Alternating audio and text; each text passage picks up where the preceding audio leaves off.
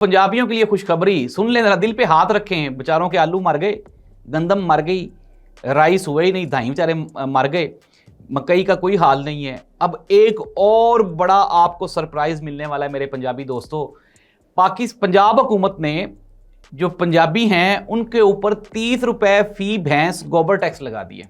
और ये जो गोबर टैक्स है ये सुथरा पंजाब कलेक्ट करेगा, जो ऑलरेडी आपसे लाखों बल्कि करोड़ों रुपए टैक्सेस जो है वो इकट्ठे कर रहे हैं। इस गोबर से गैस बनेगी, ये गोबर बिकेगा लेकिन आपसे टैक्सेस लिए जाएंगे। नाज़रीन, ये जो सुथरा पंजाब है इंतहाई नाकारा और थक्कड़ इसकी परफॉर्मेंस है।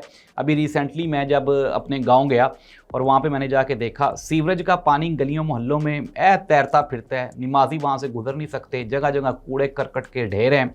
और जब आप अथॉरिटी से बात करें, वो जो म्यूनसिपल कमेटी का चीफ अफसर है वो assistant commissioner Dipalpur, deputy commissioner Ukada, ना अहली का मुंह बोलता सबूत हैं ये तीनों बंदे।